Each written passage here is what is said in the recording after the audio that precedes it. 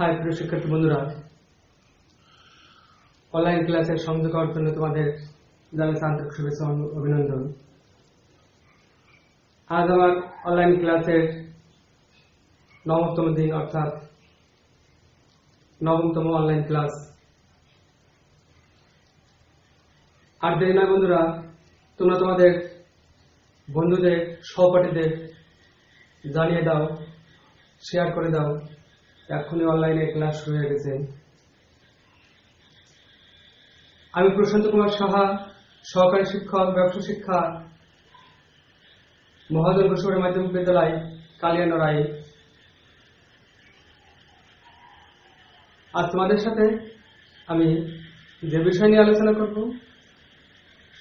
তা হচ্ছে নবম দশম শ্রেণীর ফিনান্স ও ব্যাংকিং বইয়ের অধ্যায় 11 ব্যাংকের আমল।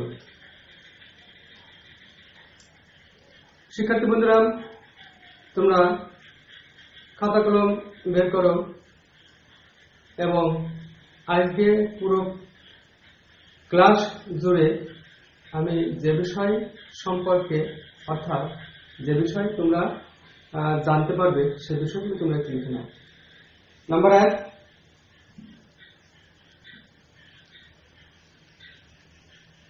ব্যাংক হিসাবের প্রকারভেদ। হিসাবের প্রকারভেদ সম্পর্কে তোমরা ব্যাখ্যা করতে পারবে। ব্যাখ্যা করতে পারবে। 2,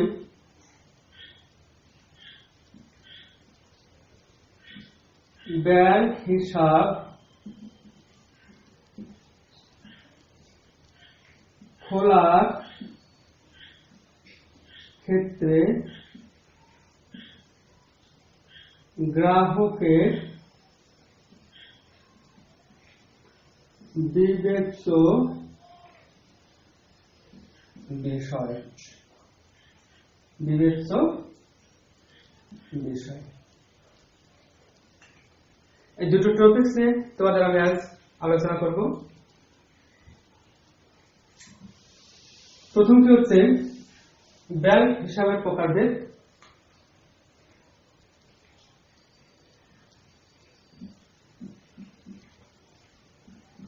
ব্যাংকের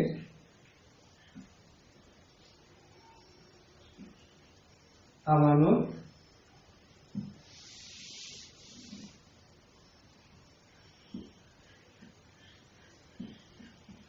সংখ্যা 11।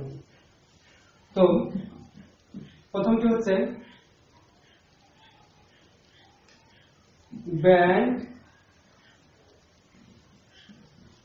হিসাবে প্রকারভেদ। তোমরা খাতা কলম বের করে লিখে রেখো এগুলো। আমি যে প্রকারভেদগুলো ব্যাখ্যা দিচ্ছি সুন্দরভাবে বুঝবা। এই শিক্ষণগুলোর উপর ভিত্তি করে আমরা ক্লাসের শেষ দিকে সংক্ষিপ্ত পরীক্ষা নেব। আশা করি তোমরা সেই পরীক্ষায় সবাই সঠিক উত্তর দিতে পারবে। ব্যাংক হিসাবের প্রকারভেদ। শিক্ষার্থী বন্ধুরা, মানুষের জীবিকা, আর্থিক অবস্থা, সময়গত অবস্থা এবং চাহিদার উপর ভিত্তি করে ব্যাংক বিভিন্ন ধরনের হিসাব ব্যবস্থা আয়োজন করেছেন। অর্থাৎ ব্যাংক বিভিন্ন ধরনের হিসাব ব্যবস্থা পরিচালনা করেছে। সাধারণত ব্যাংক নাম্বার 1 চলতি হিসাব, 2 সঞ্চয়ী হিসাব 3, স্থায়ী হিসাব। এই 3টি হিসাবের প্রচলন অনেক। এই হিসাব ছাড়াও ব্যাংক আরো যে সমস্ত হিসাব এর মাধ্যমে গ্রাহকদের সেবা প্রদান করে থাকে তা হচ্ছে নাম্বার 4, স্কুল সঞ্চয়ী হিসাব 5, সঞ্চয়ী বীমা হিসাব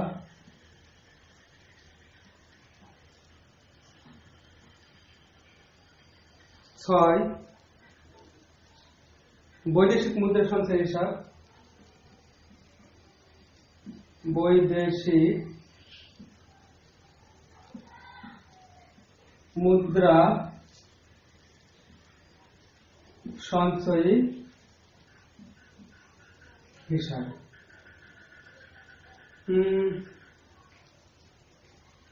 সঞ্চয়ী বীমা হিসাব, বীমা সঞ্চয় হিসাব, এটা তোমরা একটু ঠিক করে নাও। এটা হবে বীমা সঞ্চয় হিসাব, বীমা সঞ্চয় হিসাব। Number 7, deposit pension scheme, deposit pension scheme অর্থাৎ ডিপিএস। এটা খুবই গুরুত্বপূর্ণ একটা হিসাব, ব্যাপক প্রচলিত এটা। নাম্বার 8, ঋণ আমানত হিসাব, ঋণ আমানত হিসাব। Number 9, resident foreign currency deposit হিসাব, রেসিডেন্ট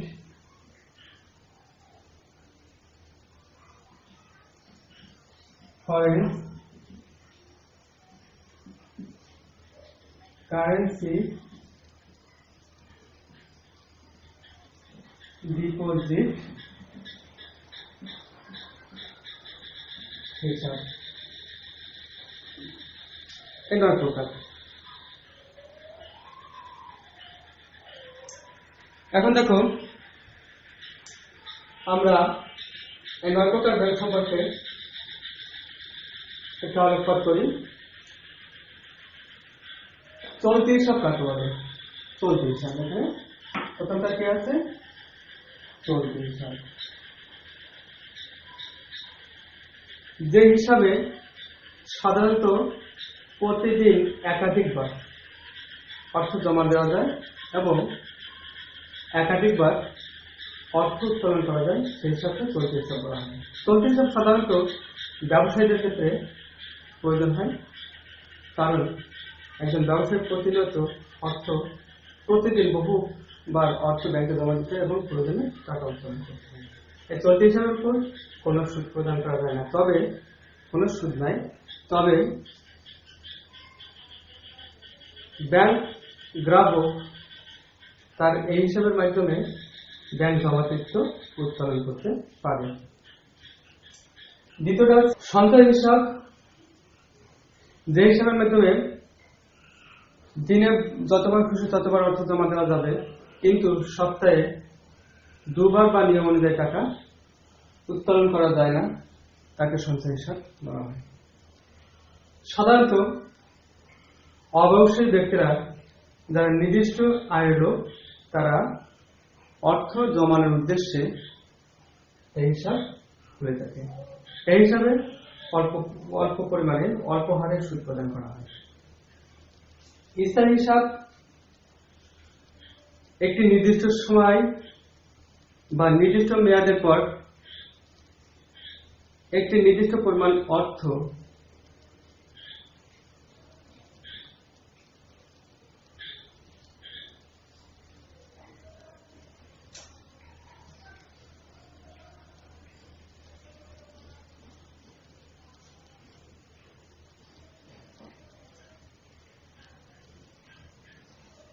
স্থায়ী হিসাব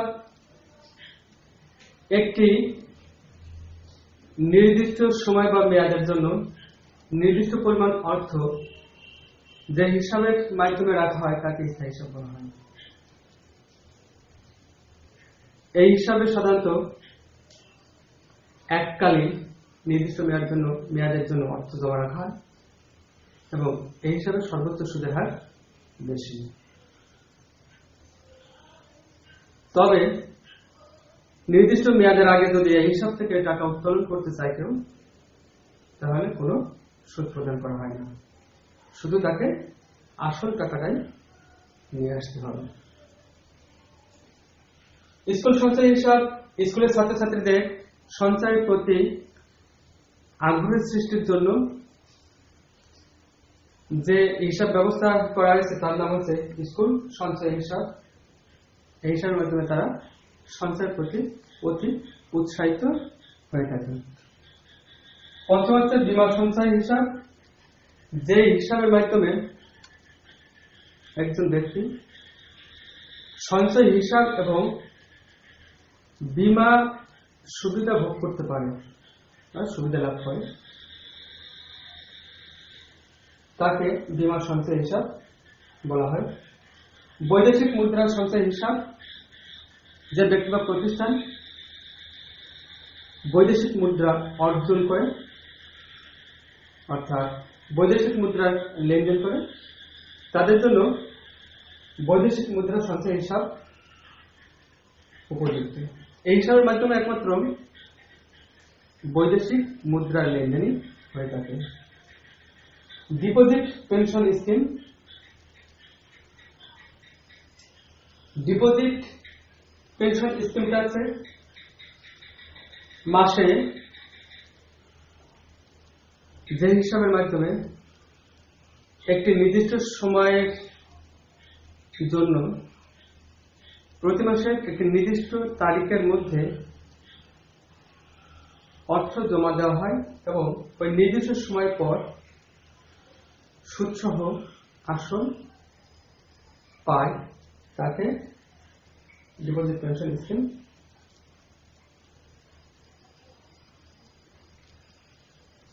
ডিপোজিট পেনশন স্কিম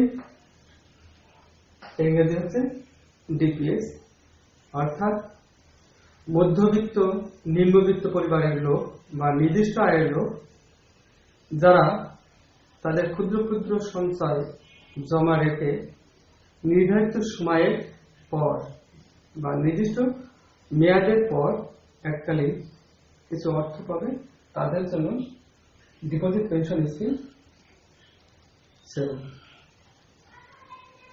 এই ডিপোজিট পেনশন স্কিমে মাসের নির্দিষ্ট তারিখের মধ্যে অর্থ জমা দিতে হয়। 100 টাকা, 200 টাকা, 500 টাকা বা তার অধিক টাকা এই ডিপোজিট পেনশন স্কিমে জমা দেওয়া যায়। এই ডিপোজিট পেনশন স্কিমে একটা সুবিধা হচ্ছে একটা নির্দিষ্ট সময় পর চক্রবৃদ্ধি হারে সুদ সহ অর্থটা ফেরত পায়। ঋণ আমানত হিসাব সাধারণত যে সমস্ত শিল্প প্রতিষ্ঠান বা ঋণ গ্রহণকারী বড় অঙ্কের ঋণ গ্রহণ করতে চায় বা গ্রহণ করে, তাদেরকে এই ঋণ আমানত হিসাবের মাধ্যমে ঋণের টাকাটা সংগ্রহ করতে হয়। রেসিডেন্ট ফরেন কারেন্সি ডিপোজিট হিসাব, যে ব্যক্তি বা যে প্রতিষ্ঠানের মালিকগণ প্রতিনিয়ত বিদেশে সফররত থাকেন ব্যবসায়ের উদ্দেশ্যে, তাদের জন্য রেসিডেন্ট ফরেন কারেন্সি ডিপোজিট হিসাবে সেও, কারণ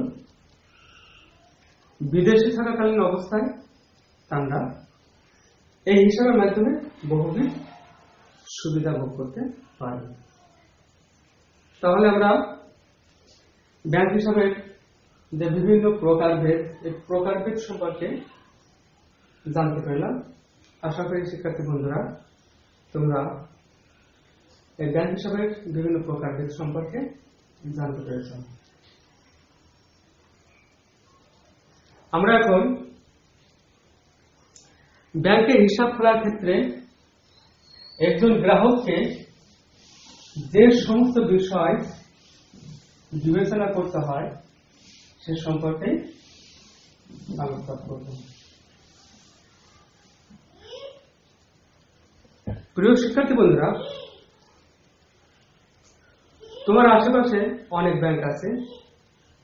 এই ব্যাংকের মধ্যে তুমি কোন ব্যাংকে হিসাব খুলতে চাও, কোন ব্যাংকে তুমি বেশি নিরাপত্তা মনে করো, কোন ব্যাংকে হিসাব করলে তুমি বেশি লাভবান হবে, সে সময় সম্পর্কে তোমাকে জানতে হবে। তাই তো ব্যাংকে হিসাব করার ক্ষেত্রে আমাদের যে বিষয়গুলো অবশ্যই অবশ্যই জানা দরকার, জানা প্রয়োজন, সে বিষয়গুলো নিয়ে আমি আলোচনা করছি তোমাদের সাথে।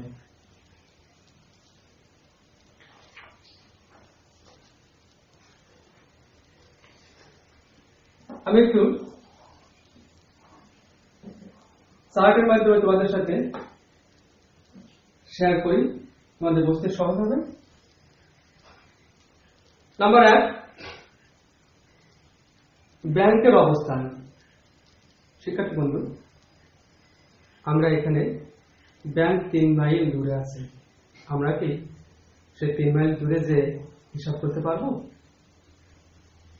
পারলেও খুব কষ্টসাধ্য বিষয় এবং যাওয়া আসা খুবই। তাই তো আমাদের সর্বপ্রথম আগে জানতে হবে ব্যাংকের অবস্থান। আমাদের কাছাকাছি যে ব্যাংকটা, সেই ব্যাংকে হিসাব করলে আমরা বাড়তি সুবিধা পাবো। দক্ষতা। পাশাপাশি দুটো ব্যাংক আছে। একটা ব্যাংকের কর্মকর্তা কর্মচারী বেশি দক্ষতা সম্পন্ন নয়, আর একটা ব্যাংকে বেশি দক্ষতা সম্পন্ন। তাহলে আমরা কোন ব্যাংকে হিসাব করব? অবশ্যই দক্ষতা সম্পন্ন ব্যাংকে হিসাব করব। কেন? এই ব্যাংক, দক্ষতা সম্পন্ন যে ব্যাংক, আমাদের হিসাবগুলো অতি সুন্দরভাবে তারা সম্পাদন করে থাকে। যাবতীয় কাজগুলো ভুল ভ্রান্তির সংখ্যা বা পরিমাণ কম হয়ে থাকে। বহুমুখী সেবা। বহুমুখী সেবাটা হচ্ছে কি, যে সমস্ত ব্যাংক আমাদের বিভিন্ন ধরনের সুবিধা প্রদান করবে, সেই ধরনের ব্যাংকে আমাদের হিসাব খোলা উচিত। বৈদেশিক বিনিময়। বৈদেশিক বিনিময়, যদি গ্রাহক বৈদেশিক মুদ্রার আদান প্রদান করতে চায়, তাহলে তাকে অবশ্যই যে ব্যাংক বৈদেশিক মুদ্রা বিনিময়ের অনুমতি পায়, প্রাপ্ত হয়েছে, সেই ব্যাংকে হিসাব খোলাই তার জন্য ভালো হবে। সুনাম। সুনাম কিন্তু একটা ব্যাংকের অন্যতম একটা মূলধন হিসেবে প্রতিমান হয়। কারণ ব্যাংকের সুনাম না থাকলে সে ব্যাংকের গ্রাহক বা জনগণ হিসাব করবে না। তাই তো ব্যাংক, যে ব্যাংকের সুনাম ভালো, সে ব্যাংকেই আমাদের হিসাব করা উচিত। শাখা। যে ব্যাংকের বহুবিধ শাখা আছে,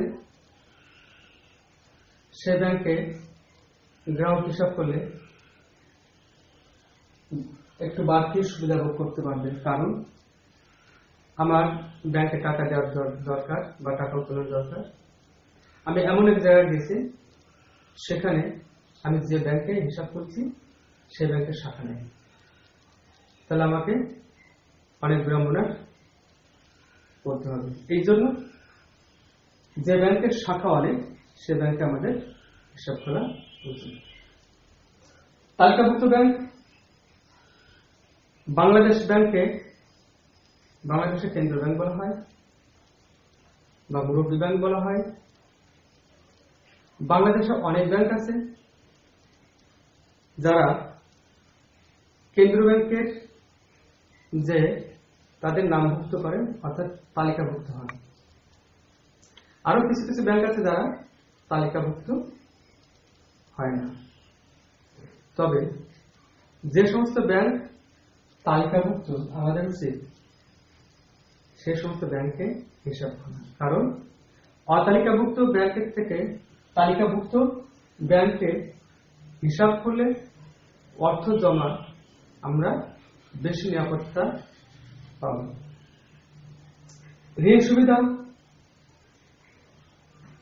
ব্যাংক হিসাব খোলার ক্ষেত্রে আমাদের ঋণের সুবিধাটা দেখতে হবে, অর্থাৎ যে ব্যাংকে ঋণের উপর অন্যান্য ব্যাংকের তুলনায় সুদ কম থাকবে সে ব্যাংকে আমাদের হিসাব করতে হবে।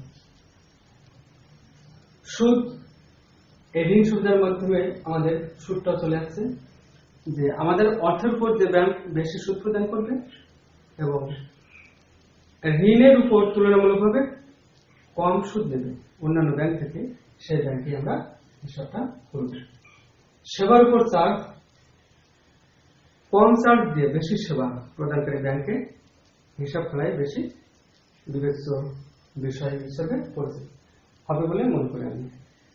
ইলেকট্রনিক ব্যাংকিং সেবা, এটা কি? যে ব্যাংক ব্যবস্থায় mobile banking, ATM card, any branch banking ইত্যাদি ইত্যাদি ইলেকট্রনিক ব্যাংকিং সেবা আছে, সেই ব্যাংকে আমাদের হিসাব খোলা উচিত, কারণ আমাদের লেনদেনটা অতি দ্রুত সম্পন্ন করা যাবে। সুপ্রিয় শিক্ষার্থী বন্ধুরা, আমরা ব্যাংক হিসাব খোলার ক্ষেত্রে যে সমস্ত বিষয় বিবেচনা করতে হবে সে বিষয়গুলো কিন্তু আমরা সুন্দরভাবে বুঝতে পেরেছি, তাই না? তাহলে তোমরা আজ আমার এই ক্লাসের মাধ্যমে কি কি জানতে পারলে? ব্যাংকের বিভিন্ন প্রকারভেদ সম্পর্কে জানতে পারলে। আর কি জানতে পারলে? ব্যাংক হিসাব খোলার ক্ষেত্রে গ্রাহকের বিবেচ্য বিষয় সম্পর্কে তোমরা জানতে পারলে। সুপ্রিয় শিক্ষার্থী বন্ধুরা, এরপর যদি তোমাদের কোনো প্রশ্ন থাকে আমার ফেসবুক পেজে কমেন্ট দিও, আমি তার উত্তর যথাযথভাবে দিয়ে দেব। তো আমরা যে বিষয় নিয়ে আলোচনা করছি সে বিষয় সম্পর্কে কিছু প্রশ্ন তোমাদের করতে চাচ্ছি, যা তোমরা এখনই প্রশ্নটা লিখবে এবং উত্তর দেওয়ার চেষ্টা করবে। খাতা কলম বের করো তোমরা।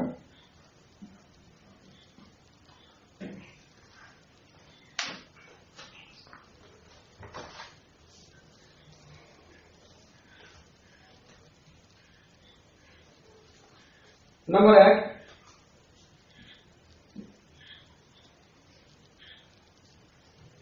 কোন হিসাবে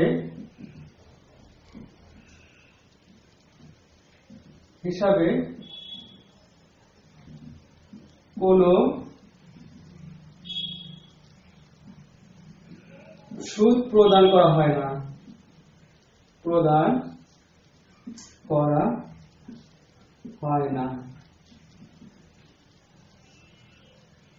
উত্তরটা আমি পরে দেব, তোমরা উত্তরটা লিখো। নাম্বার 2, কোন হিসাবে সপ্তাহে সর্বোচ্চ 2 বার,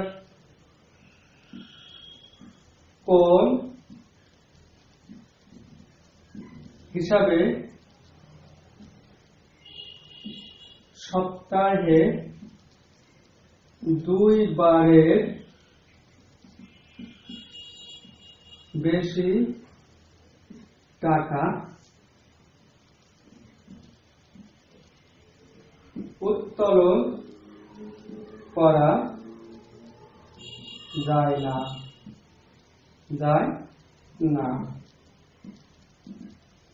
নাম্বার 3,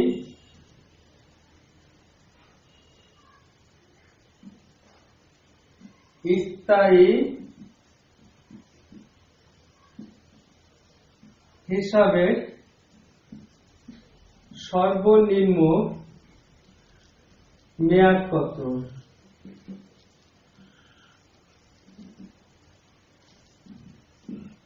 নাম্বার 4,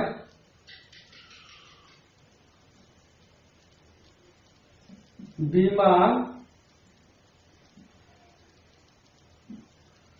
সঞ্চয়ী হিসাবের মাধ্যমে কয় ধরনের সুবিধা পাওয়া যায়?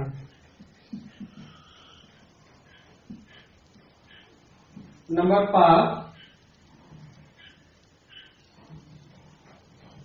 স্কুল সঞ্চয়ী হিসাব কাদের জন্য প্রযোজ্য?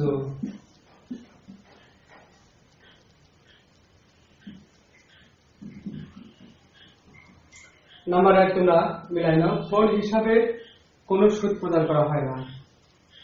চলতি হিসাব। উত্তরটা হবে চলতি হিসাব। 2 নাম্বার, কোন হিসাবে সপ্তাহে 2 বারের বেশি টাকা উত্তোলন করা যায় না? উত্তরটা হচ্ছে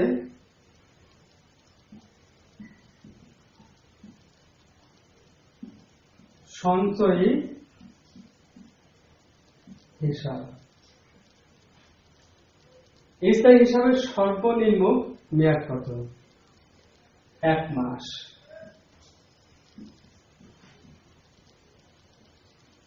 বীমা সঞ্চয় হিসাবের মাধ্যমে কয় ধরনের সুবিধা পাওয়া যায়? এর উত্তরটা হচ্ছে 2 ধরনের। 2 ধরনের। স্কুল সঞ্চয় হিসাব কাদের জন্য প্রযোজ্য? উত্তর আছে স্কুল ও কলেজের ছাত্র ছাত্রীদের জন্য। শিক্ষার্থী বন্ধুরা, তোমরা উত্তরগুলো মিলিয়ে নিয়েছো। এখন ছোট্ট একটা বাড়ি কাজ দেব। এই বাড়ি কাজটা তোমরা করে রাখবে এবং পরের যে ক্লাসটা আমি নেব, আমার যে ফেসবুক পেজ আছে সেখানে তোমরা বাড়ি কাজের উত্তরটা লিখে দিও। আমি আগেও বলছি, এখনো বলতেছি তোমাদের, সপ্তাহে 2 দিন আমি ক্লাস নিই, মঙ্গলবার এবং শুক্রবার। তোমরা যারা আমার পিছনে ক্লাস দেখতে পাওনি তারা আমার ইউটিউব চ্যানেল আছে। ইউটিউব চ্যানেল হচ্ছে নরাইল, স্পষ্ট করে লিখে দিই, নরাইল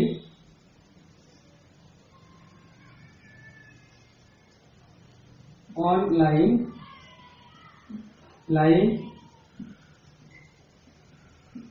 স্কুল 2020 লিখে সার্চ দিলে আমার ক্লাসগুলো তোমরা দেখতে পাবে। বাড়ির কাজটা তোমরা একটু লিখে নাও। চলতি হিসাবে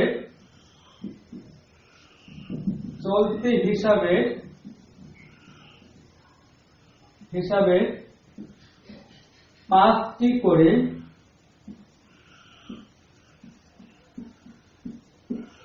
সুবিধা এবং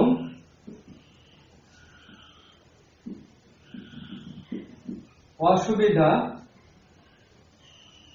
লিখুন। প্রিয় শিক্ষার্থী বন্ধুরা, আশা করি আমার এই অনলাইন ক্লাসের মাধ্যমে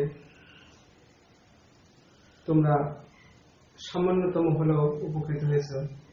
যদি আমার অনলাইন ক্লাসটা ভালো লাগে তাহলে আমার ইউটিউব চ্যানেল নয়ন অনলাইন স্কুল 2020 লিখে সার্চ দিলে সেখানে সাবস্ক্রাইব করবে এবং বেল বাটনে ক্লিক করবে।